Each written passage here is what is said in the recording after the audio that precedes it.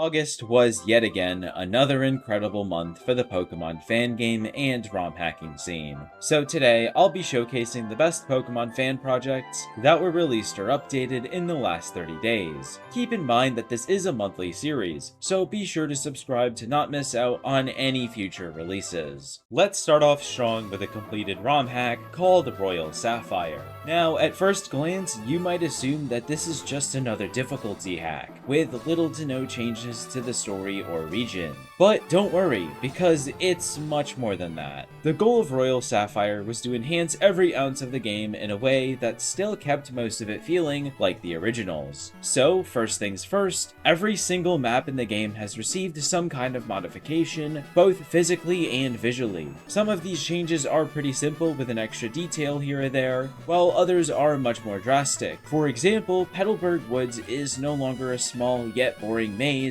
of tall grass and trainers, but instead a winding path sprawling with vegetation. The route designs were all incredible, and made this version of Hoenn extremely fun to explore. Alongside map changes though, also comes some to the story. You won't find yourself in a narrative completely different from Sapphire's, rather expanded storylines to Team Aqua and Magma, and a handful of extra story-based events around the world. But being an enhancement hack, Royal Sapphire does still have a major focus on Pokemon in battles. Like I said at the beginning, the hack aims to enhance as much as possible while still keeping the feeling of the original game. So it does not include the fairy type or even the physical special split. However, even as much as I like the latter, I think the hack still does a great job of balancing Pokemon in favor of its absence. Although when it comes to enhancement hacks, the biggest worry most people have is if it'll be too difficult for them to enjoy it. And I have to say, I think Royal Sapphire strikes the perfect middle ground of challenging but fair. Most battles can simply be won by solving the puzzle of having powerful answers to your opponent's Pokemon. And while there were some gimmicky trainers, I never felt like I was put in a position where I had to replace my entire team for a single battle. Finally, Royal Sapphire offers a really helpful amount of quality of life. Pokemarts have had their item costs significantly reduced, removing the grind you normally have to put up with, and a lot of Pokemon having their evolution levels modified to feel less tedious to obtain. Honestly, Royal Sapphire answers most of my wants when it comes to enhancement hacks, and if you're someone who's craving a casually challenging experience set in an actually modified region, then it's one I highly suggest playing. But before we continue, I'd like to take a moment to talk about an upcoming monster taming game called Yamikids, which just so happens to be the sponsor of today's video. Now, this game seems to play much differently from many of the other monster tamers I've played before. You'll capture the monsters known as Oni with special contracts, and then duel others in 2v2 battles. But where it gets interesting is during the nighttime, where you can participate in shadow duels. Not only are monster deaths permanent during these battles, but technically so are the duelists. Don't worry, your save won't be erased or anything if you happen to lose a battle. Instead, however, you'll be sent to the underworld, where by completing special tasks, you can slightly reverse time and return to the normal world. The game will also offer a darker narrative than you'd find in most monster tamers. With its unique premise and gameplay concepts, charmingly retro visual appeal, and being by the same creator of Dokimon Quest, I think Yamikids shows a lot of promise. So be sure to check out the description to learn more about the game, or even support the upcoming Kickstarter launching on September 2nd. Thank you to Yamikids for sponsoring this video. But up next, we're returning to the Johto region with a recently translated fan game called Pokemon Rebirth. Taking place 6 years after the events of Gold and Silver, you'll play as a brand new trainer who's ready to take part in the Pokemon Gym Challenge. The first thing I have to compliment about this game is its visual appeal. Not only is the overworld incredibly vibrant, but a lot of liberties have been taken with many of the game's routes to give them much more of a unique identity. Outside of the overworld though, well, you'll be met with both a visually stunning UI and even animated battle backgrounds. I've got to be honest, out of all the Johto remakes I've played in the past, I think this one is easily the best looking. Obviously though, good graphics don't automatically make a good game, so alongside this being the prettiest Johto game I've played, it's also the most story focused. Like I said before, the plot takes place 6 years after the events of the original games, meaning you'll be wrapped up in new conflicts involving a mix of classic and original characters. I will say that as much as I appreciate the story changes and how it actually gives the gym leaders a role outside of just being an obstacle, I think the current translation doesn't do it a lot of justice. Many lines were delivered without much emotion, and some did even lack any translation at all. However, I'm still grateful that it exists, as without it, I wouldn't have been able to play the game in the first place. What I'm sure all of you have been waiting to hear about though is the gameplay. Rebirth contains Pokemon up to the 9th generation. Spread out across the region as overworld encounters, they're incredibly easy to locate, while also adding more detail to the already lively world. But with a massive variety of Pokemon also comes Radical Mode, upping the difficulty and putting your team building skills to the test. Although if you do prefer a more laid-back experience, then you can also just go with normal mode. Finally, Rebirth also comes with a handful of useful QOL systems, including a rechargeable Pokevial, and even the ability to control which members of your team gain experience from the EXP All. In its current state, Rebirth does only have 4 gyms, but the demo is pretty sizable, and the future seems to take a unique approach of continuing the story in Kanto after your first 4 Johto badges, so I highly suggest at least keeping your eye on the project.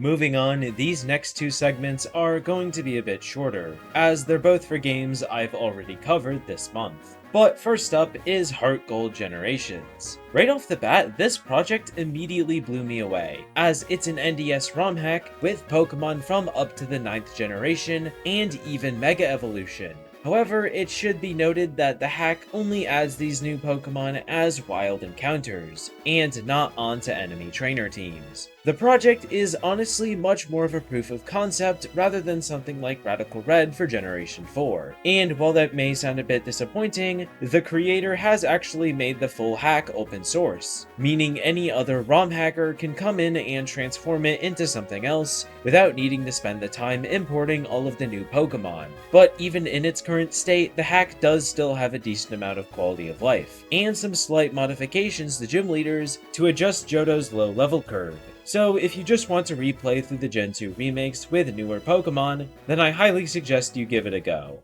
Now, in the same video released earlier this month, I also covered a ROM hack called Garbage Gold, which took you across a modified Johto region with a new storyline. The hack's primary gimmick is that you're only allowed to use bad Pokemon, a gimmick that does play into the game's story as well. However, that project just received a massive update that doesn't just bring in upgraded overworld graphics like you see on screen, but also an expanded Pokédex, a completely custom battle AI, changes to the story, and so much more to the point where calling it just an update is a pretty big understatement. So while I'm personally not a fan of the Trashlock gimmick, I ended up enjoying this upgraded version a whole lot more than I expected to. So if you yourself are questioning whether or not you should play this because of that same design philosophy, then I do still suggest giving it a try, as the story and world are both very fun to explore and play through respectively.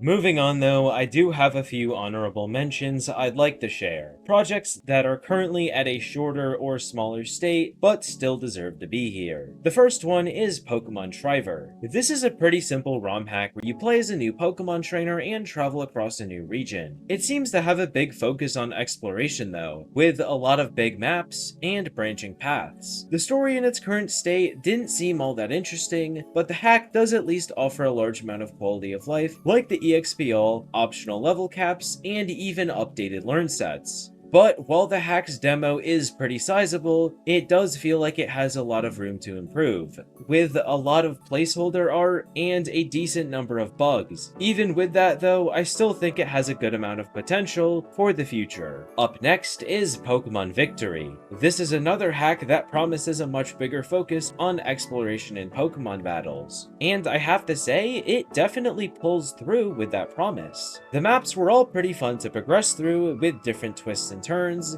and the ability to have Pokemon follow behind you. The Pokemon side of the gameplay was even more interesting though, thanks to many of them having their movesets, stats, and abilities rebalanced, an item that allows the storage and distribution of experience points, and even a brand new battle gimmick. I'm happy to say that despite this looking very similar to the default Pokemon Emerald, the hack has a lot of fun and unique features. But Pokemon Victory currently has around 10 hours of gameplay, covering the first quarter of the imagined full game. So definitely keep your eye on it, as the hack will easily be a fantastic experience once it's further along in development. Finally though is Pokemon Chaos Origins. By the same creator of the completed Project Chaos in Visita, Chaos Origins is an open-world fan game that takes place in the brand new region of Tamtera. So of course, you can explore the towns and routes of the region in any order you want. With that said, you might also immediately assume that all trainers and Pokemon will scale to your own level. But that's not exactly the case, because while it does work that way for gym leaders and rivals, the rest of the region is actually split into different colors based on their difficulty level. So while you are advised to stay within range of your current team's capabilities, there isn't much stopping you from wandering into zones with much stronger opponents and Pokemon. In its current state though, Chaos Origins is only a 3-gym demo. So if the game's concept seems interesting to you, which it definitely does to me, then I highly suggest at least keeping your eye on it. But now, it's time to talk about a game I know many of you have been waiting for me to discuss for a while, and that's my own. If you're wondering why I've been pretty silent about it on my channel for the past year, well, there are a few reasons for that. The main reason though is that I'd prefer to use my videos as a way to bring attention to other projects, rather than continuously shove my already popular one in your face. Though, having released our biggest update ever just last week, it's finally time to talk about it. First of all, what is Project Vanguard? Well, it's a story-focused fan game where you play as a brand new Pokemon trainer. Not just any though, because in this game, your goal is no longer to collect 8 gym badges and become the champion. Instead, you'll attend a prestigious academy where you'll train with others and learn how you can protect the region from criminals, strong wild Pokemon, or any other threats that come your way. Being a story-focused game, yes, there is going to be a lot of dialogue and a lot of cutscenes. We've done our best to make sure that you can understand where to go next with the quest system, but I will say that your enjoyment of this game will be significantly reduced if you choose to ignore the plot. Even with that said, there are still dozens of other features Vanguard has to offer, and I think the biggest one would be the existence of about 300 regional forms, Fakeamon, or even just new evolutions to existing Pokemon. Thousands of hours from both our artists and balancers have gone into making them feel fun to use and pretty to look at.